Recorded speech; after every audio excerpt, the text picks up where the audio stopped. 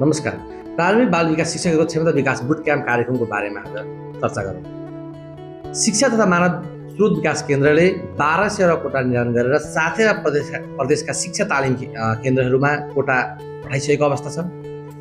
यसमा चाहिँ तपाईँको चाहिँ बाल विकासको सिकाइको गुणस्तर वृद्धि गर्नको निमित्त बाल विकास केन्द्रका सहजकर्ताको क्षमता विकास गर्नको निमित्त यो तालिम सञ्चालन गर्ने उद्देश्य राखिएको छ। यस तालिमका विषयवस्तुहरू प्रारम्भिक बाल विकास शिक्षकको पेसागत विशेष तालिमको पाठ्यक्रममै भएको विषयवस्तुलाई समेटिएको छ, जसमा प्रारम्भिक बाल विकास शिक्षा पाठ्यक्रम 77, सिकाइ सहजीकरण विधि, सामग्री र शिक्षण प्रविधिको प्रयोग, कक्षा कोठा व्यवस्थापनका कुरा, शिक्षकको पेसागत विधिहरू, पाठ अध्ययन, कार्यान्वयनको अनुसन्धान, विद्यार्थी मूल्याङ्कन जस्ता कुराहरूलाई समेटेर 4.5 घण्टाको समय निर्धारण गरिएको छ दैनिक भने।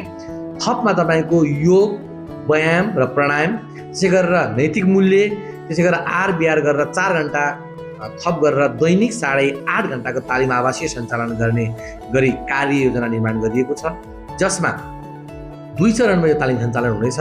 पहिलो चरणको 15 दिनको फेस टु फेस तपाईँको चाहिँ आवासीय रूपमा हुनेछ भने दोस्रो चरणको चाहिँ परियोजनामा आधारित 7 परियोजना कार्य गर्नुपर्नेछ। 60 दिनभित्र त्यो परियोजना कार्य सम्पन्न गरिसक्नुपर्ने व्यवस्था गरेको छ, जसमा परियोजना कार्यहरूमा कम्तीमा 10 वटा दैनिक पाठयोजना निर्माण गरेर शिक्षण अभ्यास गरेको हुनुपर्ने, शैक्षिक सुधार योजना निर्माण गरेको हुनुपर्ने, त्यसै गरी कार्यान्वयनको अनुसन्धान, अर्को चौथोमा पाठ अध्ययनका कुरा, पाँचौँमा सिकाइका नवप्रबन्धनका लागि सूचना सञ्चार प्रविधिको प्रयोगका कुरा, त्यसै गरी छैटौँमा सम्बन्धित विषयका पूरक सामग्रीहरूको उपयोग र सातौँमा चाहिँ यो 15 दिन तालिममा लिएका विषयवस्तुहरूमध्ये सुरुका 4 वटा विषयवस्तुहरू मध्येबाट एउटा गरेर तपाईँले 7 वटा परियोजना कार्य 60 दिनभित्रमा विद्यालयमा आधारित गरेर बुझाइसक्नुपर्नेछ।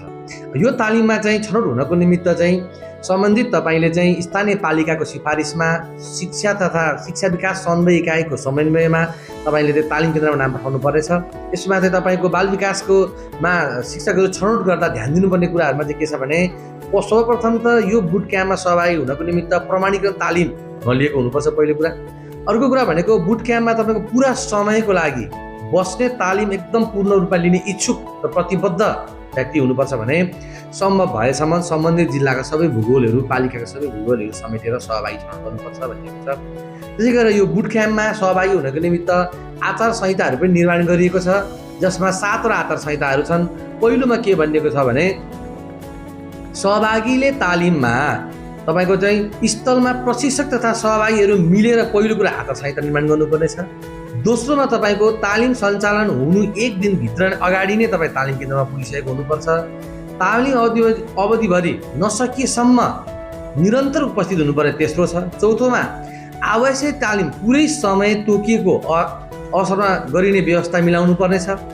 पाँचौँमा तालिममा गरेको प्रतिबद्धता अनुसार तालिम सम्पन्न भएपछि आफ्नो विद्यालयमा गएर शिक्षण शिक्षा क्रियाकलाप सञ्चालन गर्नुपर्ने, तालिममा सिकेका ज्ञान तथा सिपलाई कार्यस्थलमा कार्यान्वयन गर्नुपर्ने र आफूमा सहभागी हुनु नसकेको अवस्था भए तालिम सञ्चालन गर्नुहुने सोको जानकारी सम्बन्धित कार्यमा गराउनु पर्ने भनेर चाहिँ तपाईँको चाहिँ आचार संहिता अगाडि नै 7 वटा आचार संहिता निर्माण गरेको छ भने बुट क्याम्प तालिमको प्रमाणीकरण चाहिँ सम्बन्धित तालिम केन्द्रले नै गर्ने व्यवस्था गरेको छ।